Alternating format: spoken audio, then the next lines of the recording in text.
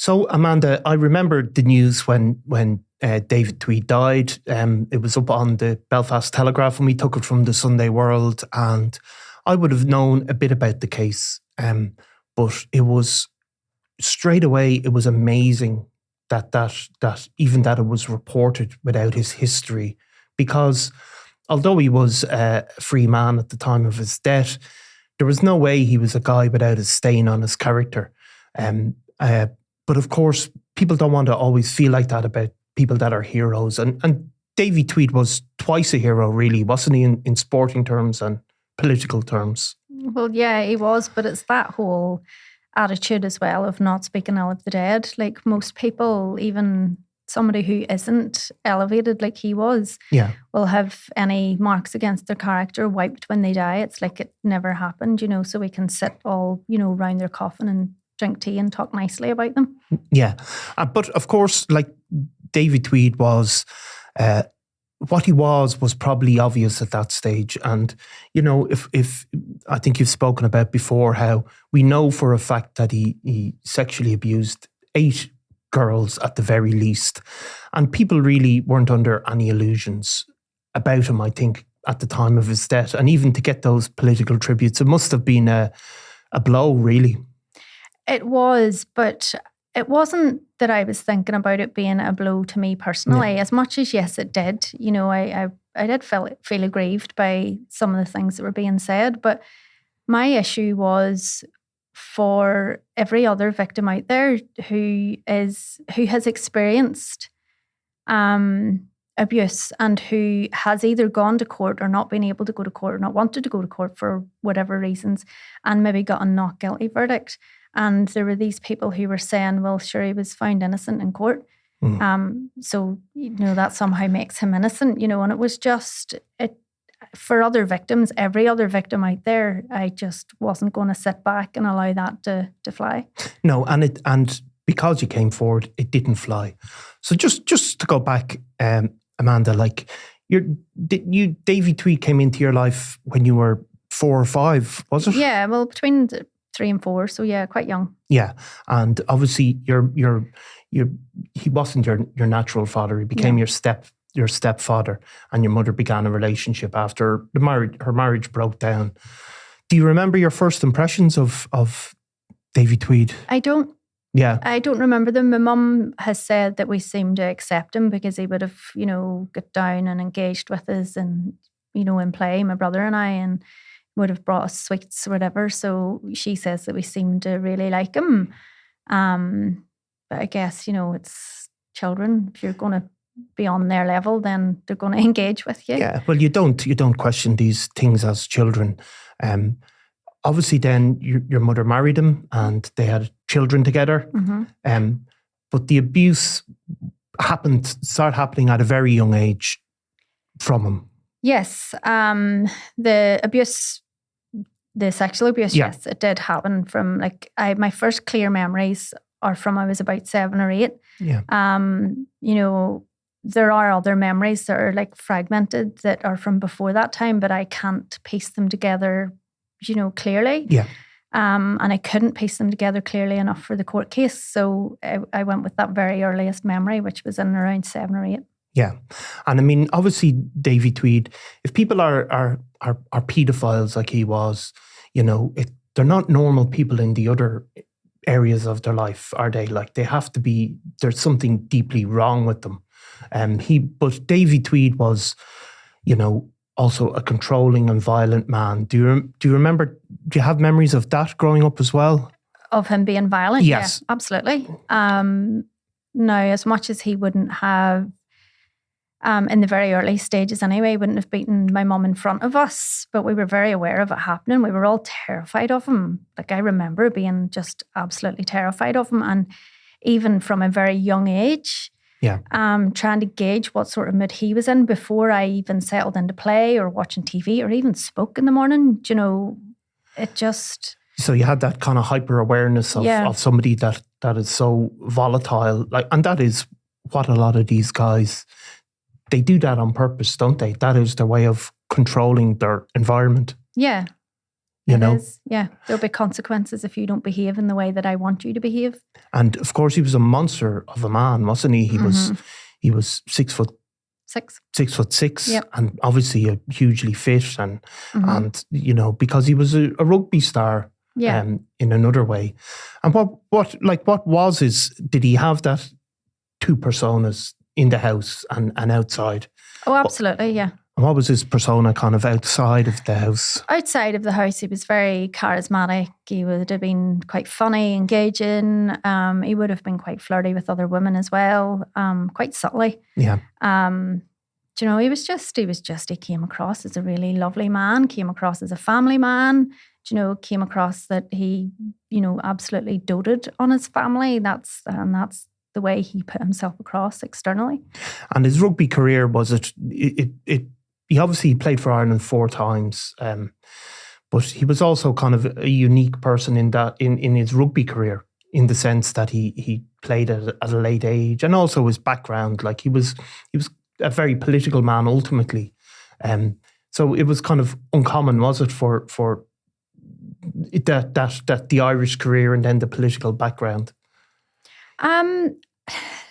I think just the political background itself was a bit of a surprise. Yeah. As much as he might have been politically driven, and he was very involved in the Harrowing protests and very involved in a lot of these, you know, the protests that went on. Yeah. I guess for him, speaking with the right or wrong people, whoever, encouraged him to step into politics, but it was a bit of a surprise. Yeah.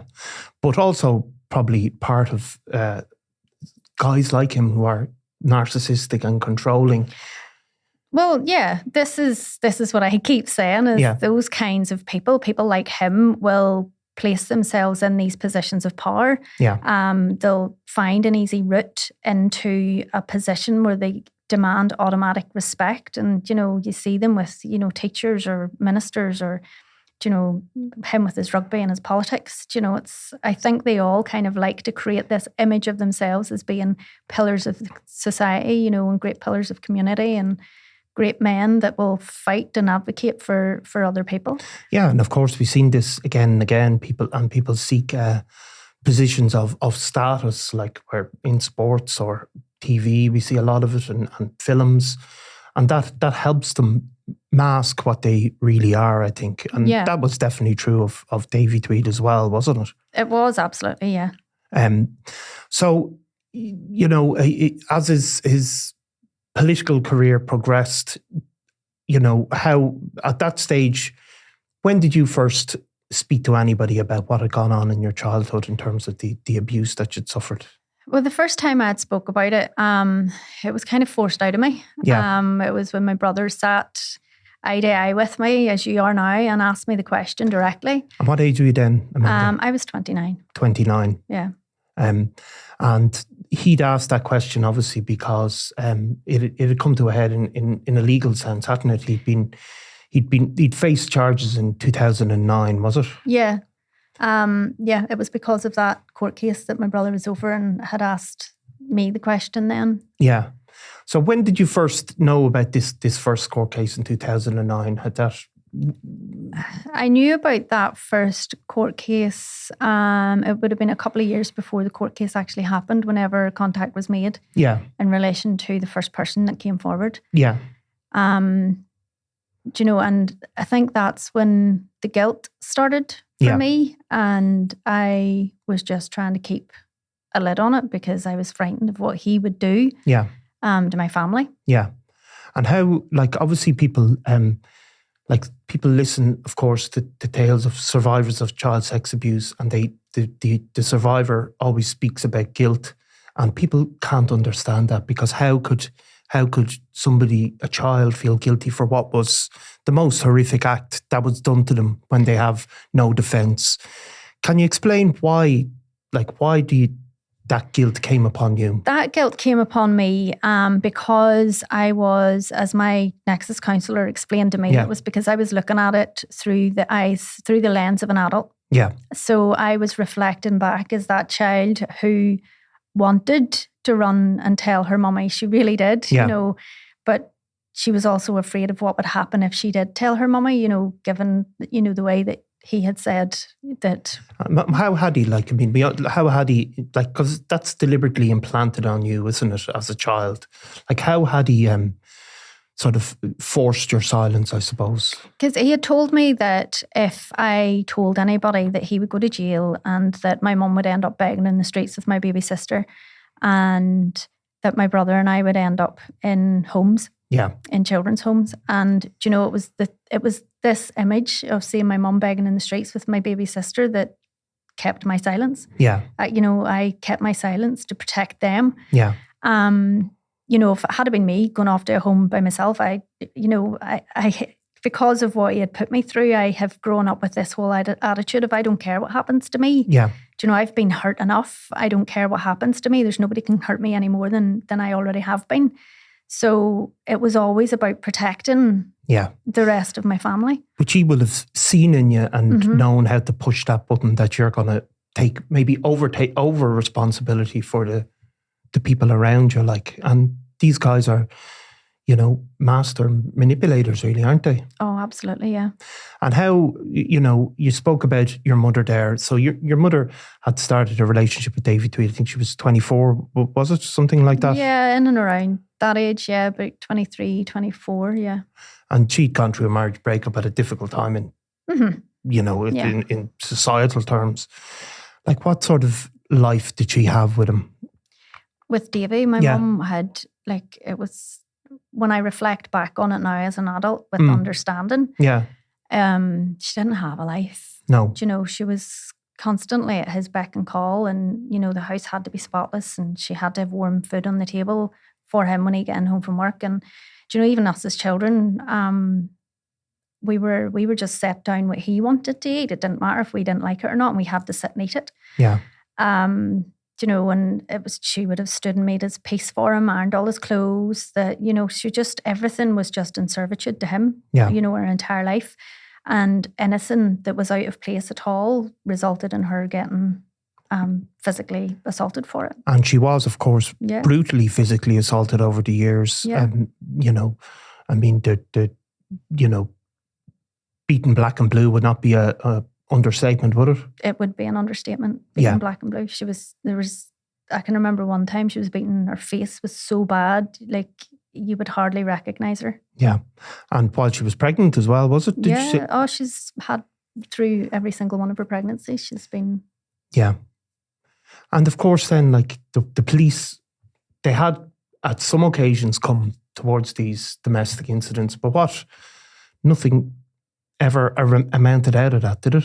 No, nothing did. You know, it was back at a time where the police didn't do anything about it. Yeah. And a woman would not have been supported, even in pressing charges. You know, you're talking about sort of like mid to late 80s, you know, at that time, and then going into the 90s as well, where, you know, my mum would had to, you know, in the 90s where they probably policy slightly changed, but she would had to have pressed charges herself. And that's an incredibly difficult thing for a woman to do who's stuck in that situation and is living in fear. Yeah, because of course she was effectively powerless, wasn't she? Like, I mean, he was an engineer, was he? A train engineer, and presumably he controlled the money, the home, everything about it. And, you know, it is sort of easy to look at it and say, oh, she wasn't as powerless as she thought, maybe.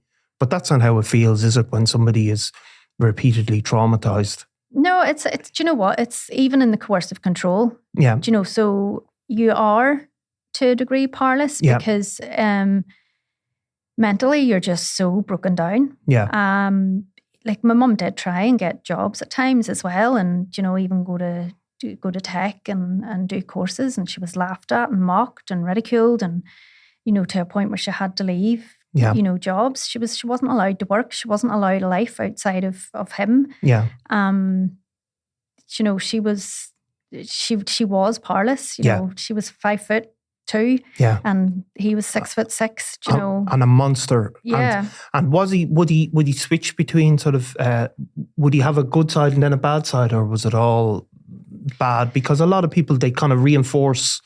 They might say sorry. They might, you know, smooth things over briefly before the rage explosions occurred again? Well, yeah, to start off with, he would have. Yeah. With my mum, he would have apologised and cried and been upset and, I'll never do that again and I'm so sorry that I hurt you. And, Yeah. I know we hear this a lot, with people like him and they talk about these cycles that these people go through where, they'll love bomb you and then, something the else intermittent reinforcement where they, and then the nice side, like everybody has a better side and a worse side, but the nice side kind of keeps people there because they always hope it's going to stay. Yeah. You do. But it doesn't. No. Like people like him don't start off on, a bad foot. He doesn't set off being this kind of monster. No. There's a process of grooming. There's a process of grooming and they don't make mistakes because it is who they are. Yeah. Something warped. So Amanda, you've a brother. Is he an older brother or older? Yeah. Yeah. And then you have 4 half sisters, I suppose people call it, but it's sisters, isn't it? When you're in, that circumstance, you probably don't think of them like that, do you? No, I don't. They're my sisters. No, and that's when you're in those blended families. That's how you think. So, what's the age difference then? So there's 5 years between myself and Lorraine, and then I was 11 when Catherine was born. Yeah, and I was 15. When Victoria was born. Yeah. And then 19 when Jimmy Lee was born. Right. So there's a big age gap. And did he treat them differently than he treated you and your brother? No. No. He didn't. No. Some of his family members did. They made a distinct difference. When we would have been introduced as Margaret's children and, the other ones would have been Davy's. Yeah. Yeah. Davy and Margaret's children or, Davy's kids, but we were introduced separately. Yeah. But he didn't. No. He didn't make us feel any different. No. And he didn't, were you conscious of being his stepchild rather than his biological child? I was, in terms of the abuse, because I thought that's why I was being abused. I thought that I was the only one being abused, and I thought it was because he didn't see me as his own daughter. Yeah. And this is my, childish mind back then. And where I was at, thinking about why this was happening to me, and that's the only conclusion that I could draw. So. Yeah. And I mean, that's quite a normal thing, I think, isn't it? To pick on the difference that you feel in yourself and blame it on that. When he first got charged and obviously the word came out, how did you feel then? Did you feel it's all going to come out? Did you feel that would be the end of him as, as a hero, I suppose, or as... Are you talking about the first court case? Yeah, the first court case, and maybe the run-up, obviously, there was... well, I have to say, remembering back to that time, there was a lot of fear. Yeah. A lot of fear of what would happen. Yeah. And yes, I had kind of hoped that first case, he would be found guilty and he would go to jail and, that would be the end of it. We could, get on with our lives in peace. But that he was acquitted at that time, and, the guilt that I held for that, and not speaking up at that time as well. And, I wondered if I had been involved in that court case. But, on reflection, I can look back and think, I can see where the police, played a part in that case going how it did. Yeah. They didn't do any favours, particularly around the questioning of some of the witnesses. Yeah. But... And at that stage then, was he out of the family home, was he, as soon as that court case? And could you tell us how that kind of came about, how your mother made that final break? Well, my mum, whenever she first heard about it, was my mum who rang the police. Yeah. So it was reported through to her and she rang the police to report it then. Yeah. But social services were then contacted because of, the children in the house. Yeah. And they arrived at the house and spoke to her and told her that she had to put him out of the house. And if she didn't put him out of the house, then they would remove the children. Yeah. There wasn't any, we'll try and get you to a safe place. They were very well aware of what he was like. My mum had told them, social services, what he was like in terms of the physical violence.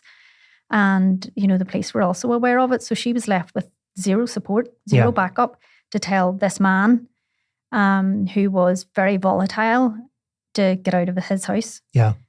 And a lot of women actually can't do that without the support. Your mother did it, which is great credit to her. But some women, even though they know, they just can't face that down. Did he go? He went, though, ultimately, did he? Oh, yeah, he did. He went. And was that the end of your mother's dealings with him? Obviously, probably not with the kids. And I know it wasn't with yourself ultimately, but did he? I mean, these guys, they can't stop controlling, can they?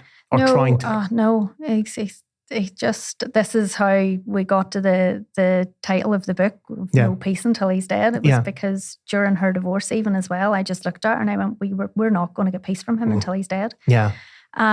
He was very insidious. Yeah. Do you know, and because of how intimidating he could be, you know, he would just show up places and, you know, it was the way he would glare at you and do you know, even throughout whenever he was removed from the house and he was allowed supervised contact with my younger sisters, and they expected my mum to facilitate that. Right. Now, initially it happened in a contact centre, but they then expected my mum to facilitate it, and it ended up being facilitated at his sister's house. Right. Do you know, so it was just, you know, the kids were being forced to go there. And what age were they then? Were they? Oh, I can't remember off the top of my head. But they were still children. Yeah, like they were, yeah. Yeah. And of course, did he try different things, anger, and then, you know, these guys, I mean, he held that threat, did he? It was threat of hurting her. Us or hurting mum, you know, and that's how I think all of us, you know, have held our silence. It was that fear of our mum being hurt. And of course, he had all these links into society as well, which means that he's not just a 6'6" ex, you know, prime athlete, but he also had these other people, didn't he, who continued to give him a backing. Friends, like some of these guys, they get charged, nobody will ever speak to them again. But that didn't happen with him, did it? No, he still had his loyal supporters, and his family as well supported him. Yeah. Do you know, his family all stood by him too. Yeah. So when, obviously we spoke about your brother, that was the first time you ever opened up about it. You then went to the police, of course. What was that experience like? Because of the understanding of how the police messed the first court case up. Yeah. I was very reluctant, you know, it was very untrusting. So it was, because I knew that he had friends. Yeah. And I can remember whenever we met the police officer and he had mentioned that he played rugby, I was like, oh, here we go. Yeah. Do you know? Yeah. This isn't going to go in our favour, is it? And I had said to him, I was like, if I at any point think that you're not acting in my favour on this, I will go to the ombudsman. And he looked at me and he was like, why would you say that? Yeah. And I just said, well, you know, because you play rugby, you probably know him, you're probably friends with him, you know, you're probably mates with his brother. Yeah. And, you know, I'm not here for anybody to take the hand out of me. And he was like, well, I'm glad you're not. But, you know, I'm not here for that. I'm here for you. And, you know, fair play. If you do feel that, then by all means go to the ombudsman, and you should. Yeah. So that built a bit of trust anyway, did it? A little bit. But, you know, I went into the police station and went through the whole court process with this belief that everybody would be against me. Yeah. Because of who he was. Yeah. And then again, you know, after his death too, on speaking out about that, I felt that I would have at least half the country against me. Yeah. But, you know, there has been an incredible amount of support. Yeah. Because, of course, you're telling the truth and that comes true, you know. You know, and of course, but that's hard to understand at the time. But the ring of truth, honestly, like, it's as simple as that. Like, if people are telling the truth, people pick it up, you know.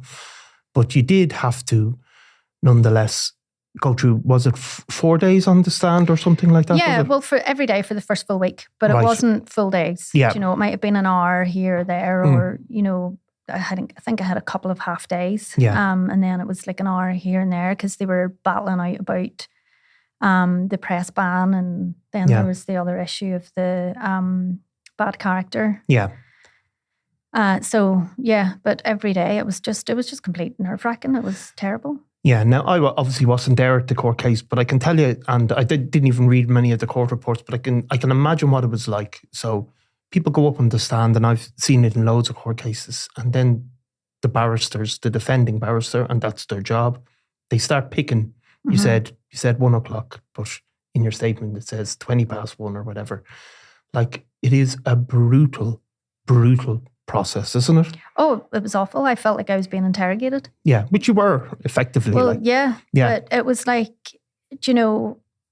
I didn't feel that even within that system, that it was just unfair, because there I was every day for the first week, and he spent half a day at most. And I just got really frustrated, about that whole, the whole process. But it was awful. It was really, it was terrible to have somebody like closer to what you are to me right now. Yeah. Eyeballing me. Yeah. And practically calling me a liar when I was standing there speaking my truth. Yeah. And I remember the point in time, it was just like the penny dropped with his barrister when he realised that I was telling the truth. Yeah. It was unbelievable, just to see that and see the complete change in his tone and demeanour and even facial expressions towards me. Yeah. It was...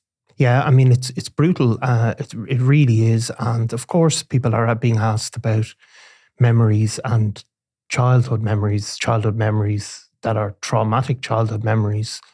Like, that alone is really, really tough. Let alone it being interrogated, as you said. Yeah, you are a very vulnerable. You are in a very, it's you rehashing some of the worst things that has ever happened to you in your life, and you're not even at a point of healing. No, everything just still feels so raw. Yeah, and not only is it that, but you've got your abuser in the room with you, eyeballing you, and you can feel their eyes boring into the side of your head. Yeah. And you're aware of the press behind you, you've got the jury in front of you, and then whoever else happens to fancy to come in and sit down and watch what's going on. It was an awful experience. However, like at the end, then there, I don't know if people feel, relief or vindication, but certainly your evidence convicted him, and he got a healthy sentence. I mean, he got, was it 8 years or 4 years suspended at the time? Yeah. How did that feel like? That didn't feel like justice at all, considering the impact of the abuse on both myself and my sisters, on top of the period of time that it happened over. The sentencing in itself didn't feel fair or just. But for me, within that case, the point in time that I felt that I won was the point in time that I could see that his barrister believed me. Right. That at that point, it didn't. The rest of that court case didn't matter to me. When I realised that I was believed, that's all that mattered to me. Which is interesting, really, isn't it? That's why people, and we, Sunday World isn't perfect, but we try and give a voice to victims. And I'm not saying we're perfect all the time, but that is what victims need, isn't it, really, to, that sense of being believed and being heard, like. Yeah. When did you become, did it become apparent that the abuse had also occurred to your sisters? When did you first hear that, or? It was after within days of me going to the police initially. Yeah. Lorraine had spoken up then. Yeah. And she wanted to go to the police as well. Yeah. And as much as the big sister and me, we really wanted to protect her and say, no, this is going to be awful. Yeah. I also needed her, to do what she needed to do for her own healing. Yeah. And we were, we supported each other through that. Yeah. So we did. Yeah. Which is, I mean, you hear cases where the family divides over it. I mean, that just hasn't happened with you, your sisters and your mum. Well, it must be really hard when it does happen. Yeah. I have to say, even whenever I was going to the police, because even at that point, whenever I was speaking to the police, I didn't think that my younger sisters, had been subjected to that. Yeah. Yeah. So even at that, and I knew that this was going to cause them some kind of upset or hurt, but it was something that I felt that I needed to do because of the other people that I was aware of. Yeah. And it was a case of I need to do what I can do to stop him from hurting anybody else. Yeah. And like, as I say, I never thought that he would put his hands on his own children, but here we are. Yeah. I mean, a monster is a monster, really, isn't he? And that is what he was, whatever way you look at it. Yeah. I mean, a man with almost no redeeming qualities, except for chasing after a oval-shaped ball or whatever, you know what I mean? Which isn't a lot. So obviously then he was convicted, but was it 2016? Mm-hmm. He was almost at the point of finishing a sentence, was he? Yeah, he was a couple of weeks off it.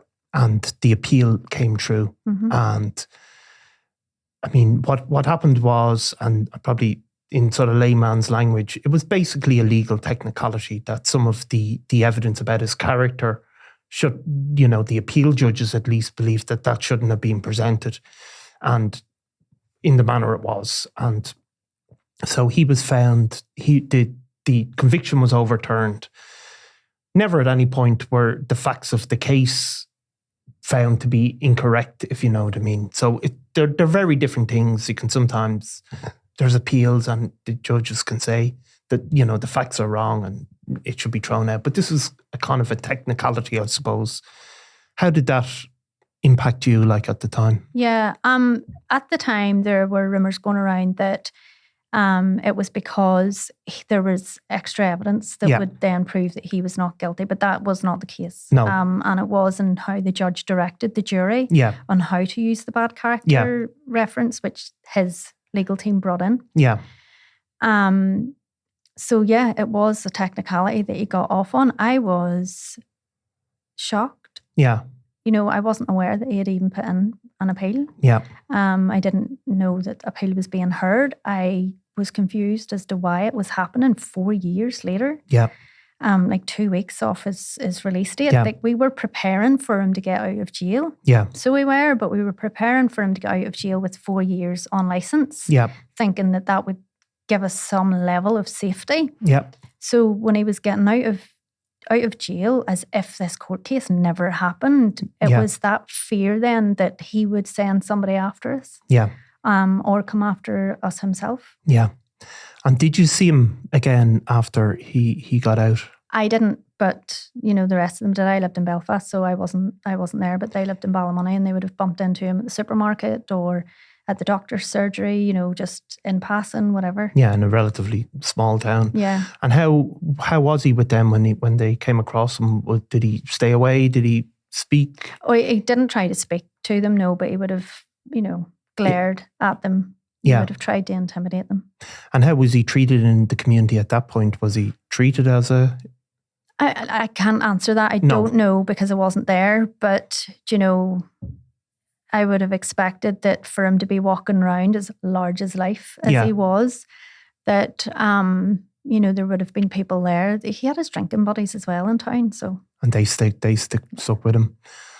So when he died, of course, which is No Peace Until He's Dead, is the name of the book you've written. When was it? Was it 2022? Sorry, was 21. it? 21. October 21, yeah. He obviously, David Tweed died as a result of a motorbike accident. Mm-hmm. He was in a crash and passed away. How did you get that news and how did it impact you then? It was a Thursday and my phone had died and I just let it. Normally when my phone's about to die, I'm normally plugging it in, because I'm afraid of missing something. Yeah. But I had just left it that evening. I was just like, it's fine. I'll just plug it in and I'll get it in the morning. So in the morning, I lifted my phone and I seen these missed calls and a message from my brother. And I was like, can you ring me as soon as you get this? And I was like, somebody's died. Yeah. And when I rang him, I was like, who's died?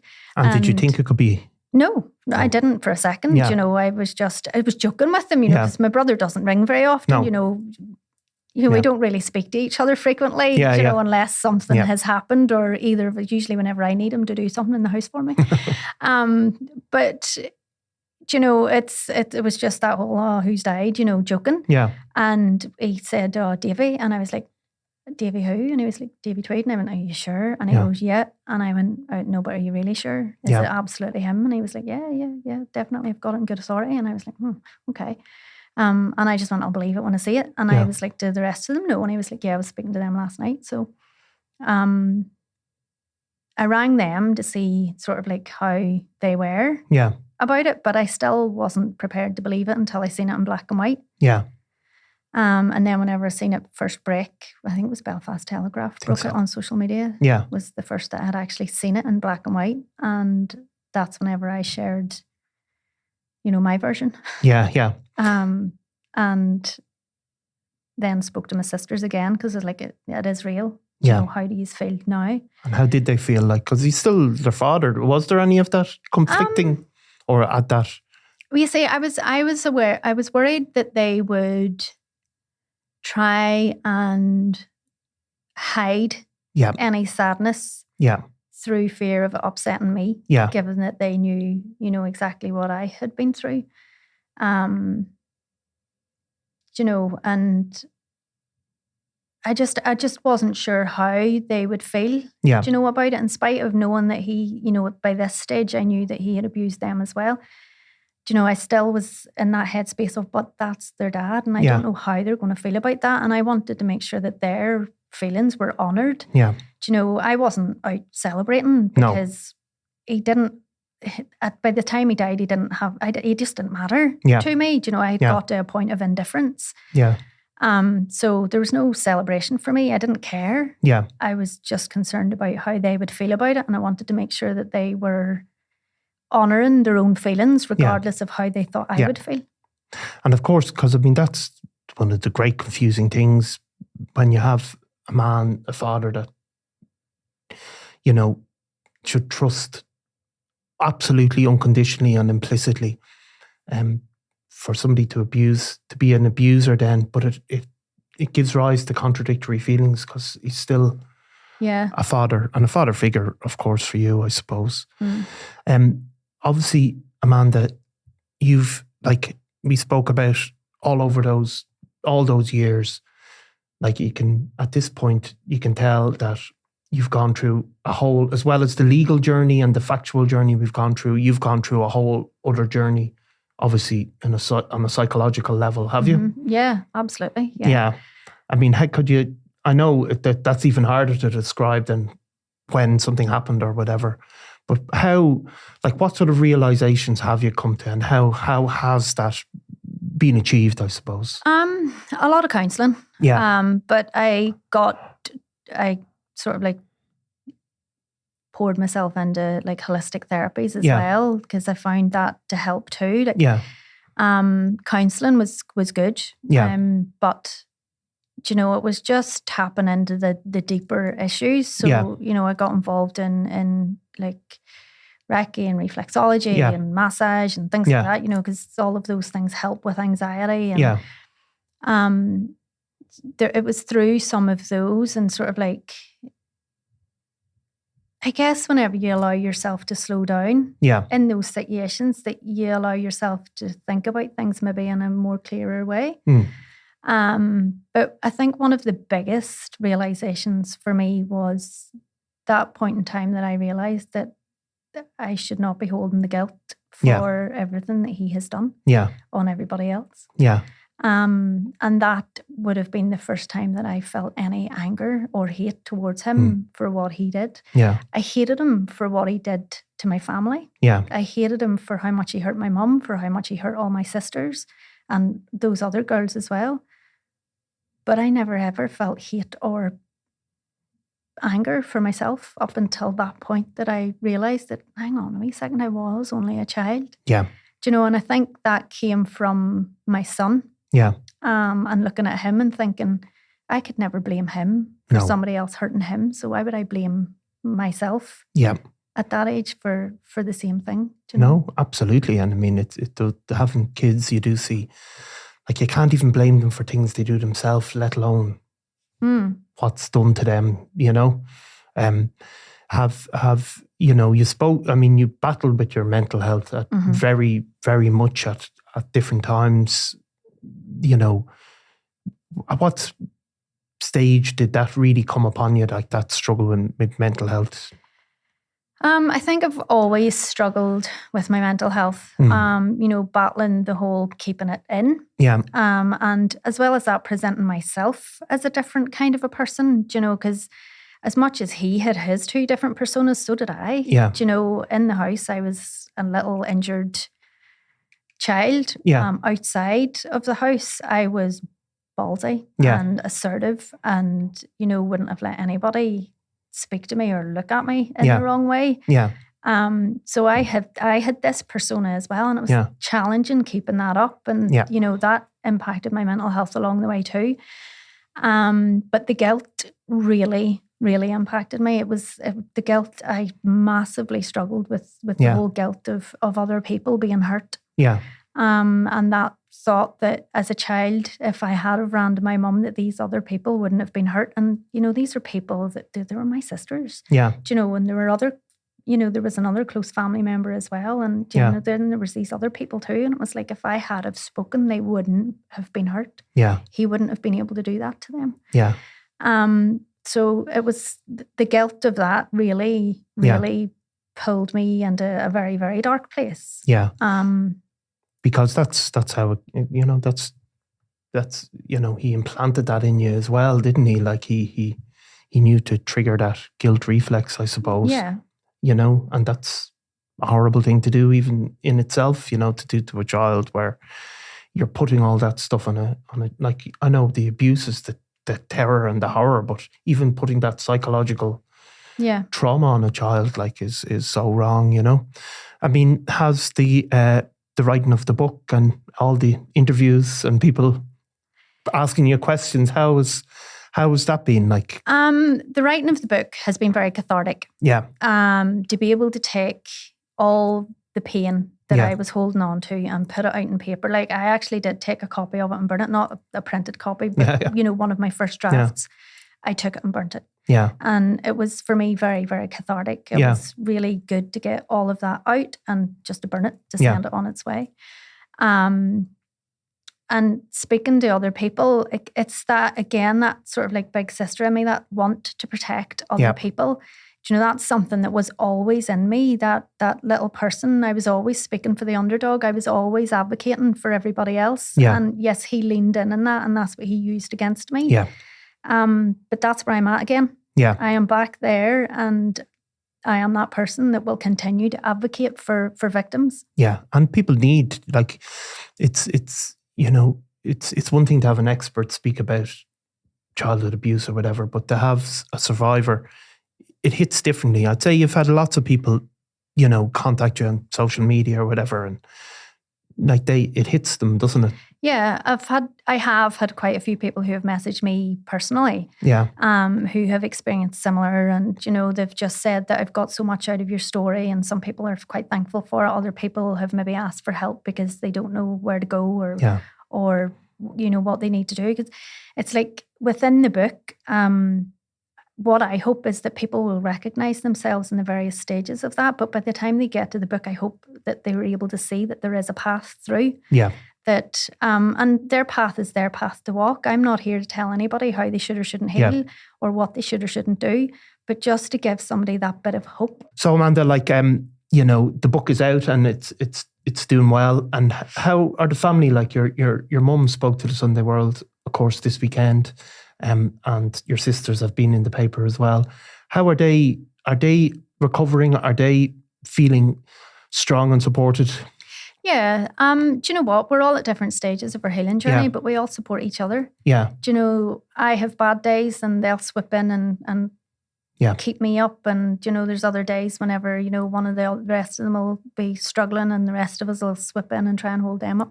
But we're typical sisters, we will bicker and fight amongst each other. But when it comes to the hard stuff, we're all there for each other. Yeah, and that's been really obvious, and it's a great gift to each other. Yeah. Okay, thanks very much, Amanda, and I hope you're nearly done with your rounds of interviews, are you? Hopefully, yeah. Thanks very much. All right, thank you. I'm Nicola Tallant and you're watching Crime World, a podcast about criminals, drugs and the underworld in Ireland and across the globe. Make sure you subscribe to our channel and turn on notifications so you can be the first to watch all our latest episodes. You can also listen wherever you get your podcasts.